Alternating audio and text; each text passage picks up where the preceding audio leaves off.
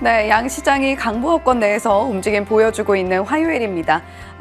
이렇게 두 시장 모두 빨간불로 움직이는 게 얼마만인지 좀 반갑기도 한데요. 오늘의 잠금 해제는 2주 만에 뵙는 분과 함께 보도록 할게요. 그로스리서치의 김주영 연구원님 나와 계십니다. 어서 오세요. 네, 안녕하세요.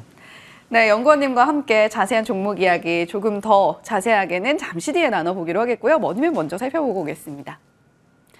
네, 오늘 삼성전자 여전히 좀 힘이 없네요. 1% 넘게 하락하고 있습니다. 반면에 SK하이닉스 힘이 붙으면서 2.61% 강세, 소부장단에서도 SK하이닉스 향 종목들이 조금 더 강세 탄력 받아주고 있습니다. 이스페타시스도 3.4% 강세 나타나고 있는 가운데 오늘은 LG이노텍과 관련한 애플 관련주들이 좀 낙폭이 세론이 나오고 있네요. 2차 전지 쪽에선 소재단이 조금 더 강한 흐름, 제약바이오 섹터는 생물보안법 통과 소식 속에서 삼성바이오로직스 1.35% 강세, 의료기기 쪽도 루닛이 오늘 급등이 나와주고 있네요. 전반적으로는 머님의 표정이 나쁘지 않습니다. 자동차 섹터 내에서도 기아가 강보합 전환하는 모습, 조선 기자재 섹터, 해운 운송물류 전반적으로 표정 좋은 가운데 수출 데이터 대기하면서 관련 종목들의 상승 흐름도 눈에 띄고 있습니다.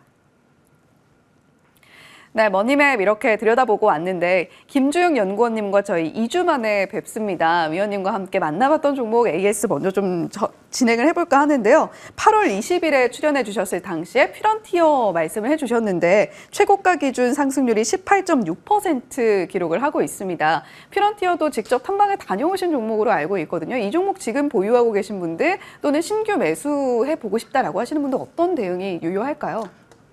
네, 퓨런티어 같은 경우에는 당시에 이제 테슬라 FSD 출시, 중국이랑 유럽에 출시한 계획에 따라서 상승을 했었는데 그 FSD 같은 경우에는 이제 운전자 개입을 최소화하고 완전 자율주행을 목표로 하다 보니까 폼팩터 변화가 분명히 일어날 수밖에 없습니다.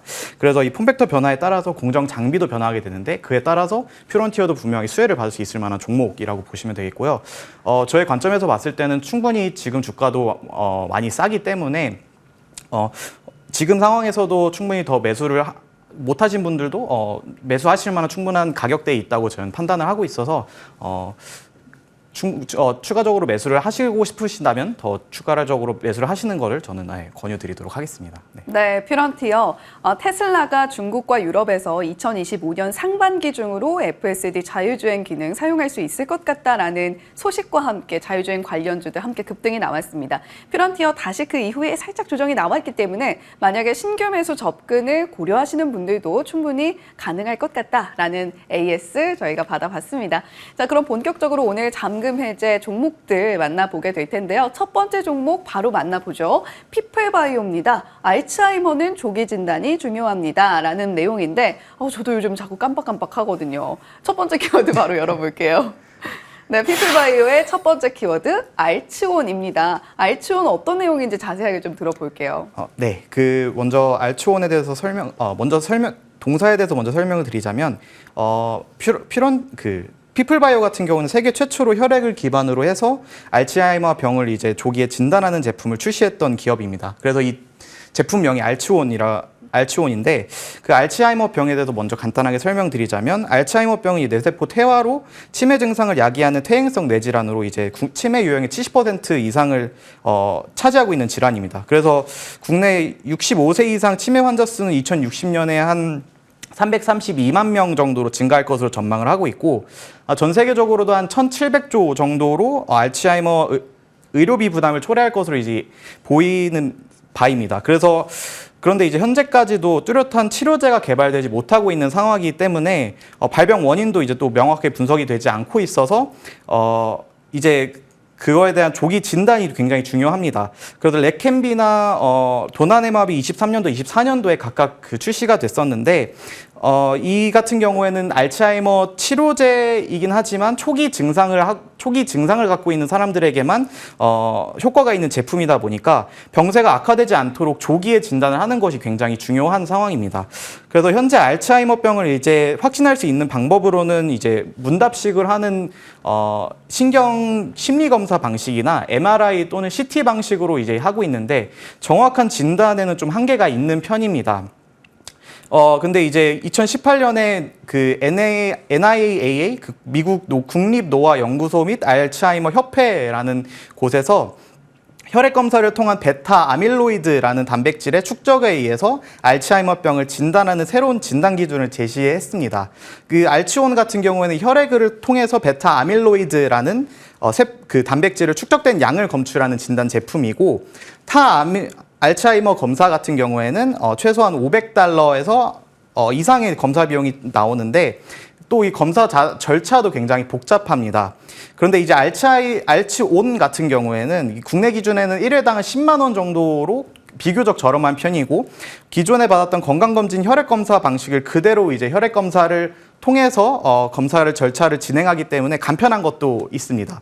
그러다 보니까 이 알츠하이머 시장이 개화되면 충분한 이제 시장성을 가지고 있다고 판단이 되어서 알츠온이 굉장히 클 만한 파이프라인이다라고 보시면 되겠습니다.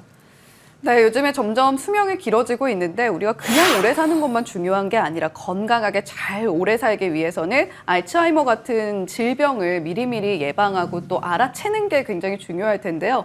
이 피플바이오의 알츠온 같은 경우는 가격적인 경쟁력 그리고 기술력인 경쟁력을 선점하고 있다라는 이야기 해주셨습니다. 두 번째 키워드 바로 열어볼게요. 이번에는 매출 확대인데 사실 타 검사 비용 대비 좀 저렴하다라고 해서 조금 걱정을 했거든요. 그런데 매출 확대가 되고 있는 모습이 지금 현재 포착이 되고 있나 봐요. 네, 맞습니다. 그 알츠온 같은 경우에는 또 이제 국내 주요 상급 병원이랑 대형 검진센터 그리고 중소형 병원까지 해서 한 800개 정도의 이제 기관에 이제 공급을 하고 있습니다. 근데 아쉽게도 이제 건강검진의 기본 검사 항목에 들어가지 않다 보니까 이제 동사 매출액 이제 확대는 다소 이제 어려움을 겪고 있는 상황인데, 최근에 이제 보험 급여 등재를 위해서 심사평가원 심사를 이제 준비를 하고 있다고 회사 측에서 전하고 있습니다. 그래서 이 급여 항목이 되면은 검사 비용 자체는 줄어들게 되지만 검사 수요가 이제 증가하게 되어서 매출액이 크게 이제 증가할 것으로 이제 기대가 되고 있고요. 이와 관련해서도 또 추가적으로 해외 진출도 이제 중요한 매출 확대의 포인트가 될 텐데, 현재 이제 태국이랑 영국 그리고 말레이시아에서 정식으로 품목허가 승인을 받은 상태입니다. 그리고 인도네시아, 싱가포르 등에서도 정식 허가 품목을 받아서 제품 공급을 확대하는 논의가 지속되고 있고요. 이제 고령화가 심한 일본이랑 그 유럽 등을 중심으로 선진 시장을 진출을 확대를 기대를 하고 있어서 확실히 더 커질 만한 환경이 있고, 또 알츠하이머 레케네밥이나 이제 그 알츠하이머 치료제 같은 그 승인과 함께 조기 진단 중요성도 이제 커지게 되면서 진단 키트 수요가 같이 증가할 것으로 기대가 됩니다. 그래서 그거에 따라서 알츠온도 분명히 내년 내후년에는 불명하게 매출 확대가 일어날 수 있다라고 보는 게 저희 회사 측에서 나온 설명입니다. 네.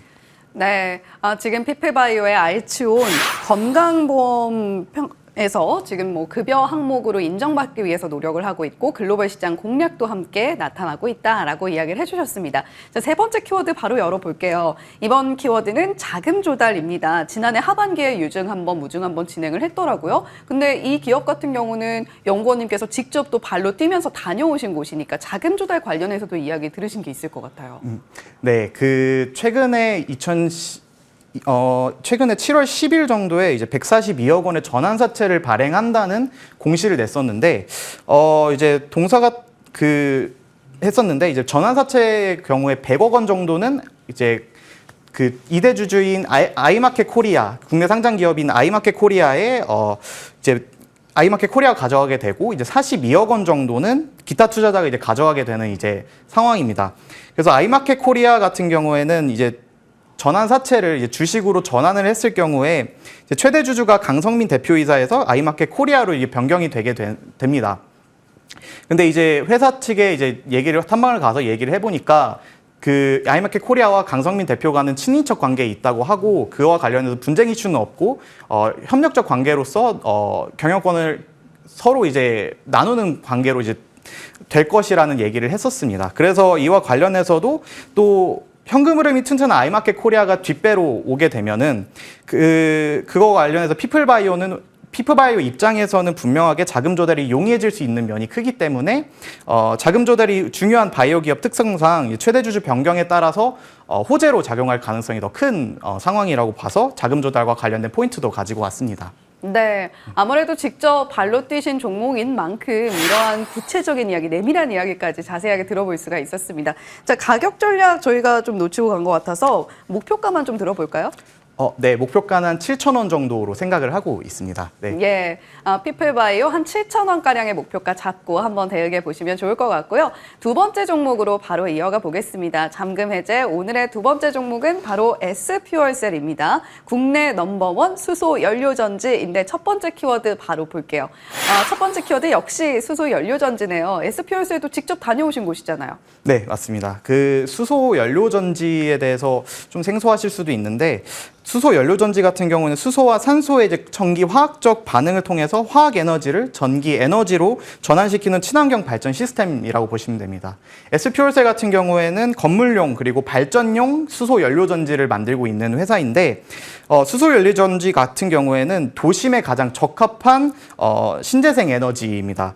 그 도심 지역에서는 공간 대비 발전 효율성이 굉장히 중요한데 풍력이나 지열 발전 같은 경우에는 그 발전 규모가 굉장히 크기 때문에 큰 공간이 필요하기 때문에 도심 지역에는 들어가기가 어려운 상황이고 태양광 발전 같은 경우에는 공간을 적게 차지하지만 이제 발전 효율이 떨어져서 도심 지역에서 나오는 많은 양의 에너지를 이제 감당하지 못한다는 그 한계가 있습니다.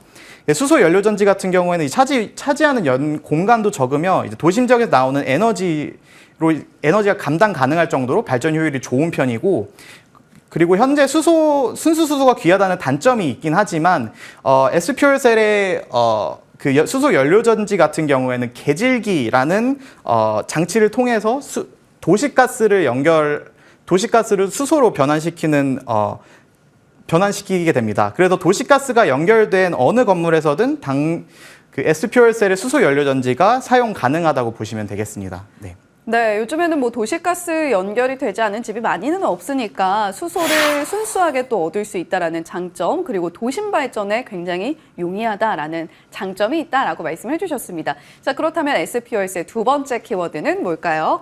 25kW인데 이 25kW에 특별한 의미가 있나요? 네. 그 동사가 이제 주력하고 있는 제품 중에 하나가 이제 25kW 25kW급 수소 연료 전지인데 이 제품 같은 경우에 세계 최초로 이제 S퓨얼셀이 이제 개발을 했었던 장치입니다. 이제 25kW급 수소 연료 전지의 의미 자체는 이제 보통은 5kW급 연료 전지를 주로 썼습니다. 근데 이제 25kW급 연료 전지를 쓴다는 것은 5kW급과 같은 공간을 차지하고 있지만 25kW급의 5kW급의 효율을 낼 수 있는 25kW급의 사이즈를 이제 놓아놨다는 게 이제 그 개념이라고 보시면 되겠고요. 25kW급 제품 같은 경우에 또 생산 단가를 낮출 수 있어서 가격 경쟁력도 높다는 이제 장점이 있습니다. 그래서 25kW급이 현재는 이제 인증을 받고 있는 단계인데 아파트 같은 곳에 이제 들어갈 가능성이 굉장히 크게 보고 있고요. 이제 누진세가 적용되는 아파트 같은 경우에는 연간 전기료가 많이 들게 되는데 25kW급 장치를 이제 넣었을 때 한 2천만 원 정도까지 줄일 수 있다는 이제 시뮬레이션 결과가 있습니다. 그래서 아파트 중심으로도 수소 연료 전지가 확대될 수 있을 것으로 기대가 되고 있고 그에 따라서 매출 확대도 분명히 나타날 수 있다라는 게 저희의 키 포인트입니다. 네, 보통 발전하면 신재생 에너지 발전하면 좀 큰 규모를 생각하기가 쉬운데 도심 발전도 굉장히 중요하죠. 그런 면에서 공간적인 효율성, 에너지 발전의 효율성 모두 두 마리 토끼를 모두 챙겨가는 S퓨얼셀이 될 수 있을 것이다. 25kW만 가질 수 있는 강력한 경쟁력이 있는 기업이다라고 이야기해 주셨습니다. 자, 세 번째 키워드 바로 열어보죠. 이번에는 기대 요인입니다. 뭐 사실 지금까지 얘기해 주신 것만으로도 충분히 기대가 되는 요소들이 많은 것 같은데 추가적인 기대 요인 뭐가 있을까요? 네, 그 데이터 센터와 관련해서도 충분히 볼만한 것이 있고요. 그 데이터 센터의 보조 전원으로 들어가는 만한 가능성이 높은 상황입니다. 22년부터는 이미 580kW급 이제 580kW 만큼의 수소 연료 전지를 이미 설치한 경험이 있고 최근에 25kW급 발전 설비도 이제 갖추게 되면서 25kW급도 분명하게 데이터 센터로 들어갈 수 있을 만한 여력이 크고요. 국내 데이터 센터 수요 자체도 한 43배로 2030년까지 증가할 것으로 이제 보이면서 데이터 센터가 이제 커지면서 동사 제품 수요가 증가할 것으로 기대가 되고 있습니다. 그리고 또 추가적으로 볼 만한 것 부분 중에 하나도 제로 에너지 건축이라고 해서 이제 25년부터 이게 제로 에너지 건축물에 대해서 1,000제곱미터 이상의 건물에 대해서 에너지 자립률을 한 40%까지 이제 만들어야 하는 제도인데, 건물 안에서 사용하고 있는 에너지의 한 40% 정도는 다 신재생 에너지를 가지고 와서 생산을 해야 합니다. 그래서 이게 25년부터 시행될 예정인데, 태양광 발전으로는 발전 효율이 그만큼 안 나온다고 합니다. 그래서 회사 측에 여쭤본 결과 한 10,000평 정도가 있어야지 태양광에 그만큼 건물에서 나오는 자립도를 에너지 자립도를 만들어낼 수 있는데, S퓨얼셀의 25kW급 제품 하나로 그 40% 정도가 되는 에너지 자립률을 충분히 공급할 수 있다라는 얘기들을 하셔서, 이와 관련해서 충분히 들어갈 수 있을 만한 여력이 충분히 많이 있다라고 보시면 되겠습니다. 네, S퓨얼셀 오늘 한 1.5%가량 주가 상승이 나와주고 있는데 조금 긴 호흡으로 목표가 가져가시는 건가요? S퓨얼셀 어떤 가격 전략이 유효할까요? 네, 아직 시장이 크게 개화되지는 않은 상황이다 보니까 좀 길게 가져가시는 걸 일단 보시면 좋을 것 같고요. 목표가는 저희가 25,000원 정도를 제시를 하겠습니다. 그래서 이제 데이터 센터랑 아파트 같은 곳에서 수소 연료 전지가 충분히 들어갈 수 있을 만한 여력이 있고, 매출 확대가 충분히 일어나고 있는 상황이다 보니까, 일어날 수 있을 만한 상황이다 보니까, 또 이제 제조업 특성상 대량 생산에 들어갈 경우에 이제 마진율을 크게 높일 수 있을 만한 여력이 충분합니다. 제조 단가를 낮추면서 영업 레버리지 효과가 나타나기 때문이죠. 그래서 긴 호흡으로 봤을 때도 25,000원 정도가 적합한 가격대라고 생각을 해서 그 가격대를 가지고 왔습니다. 네, 최근에 신재생 에너지 발전에 대한 매력도가 점차적으로 높아지고 있는데, 도심 발전뿐만이 아니라 요즘 핫한 데이터 센터 보조 전력으로도 이용이 가능할 수 있는 S퓨얼셀 우리가 지켜보면 좋겠습니다. 목표가 25,000원 제시해 주셨고요. 조금 긴 호흡으로 바라보자라는 코멘트까지 덧붙여 주셨습니다. 자, 오늘 잠금 해제 그로스 리서치의 김준영 연구원과 함께 이야기 나눠봤습니다. 오늘 말씀 고맙습니다. 네, 감사합니다.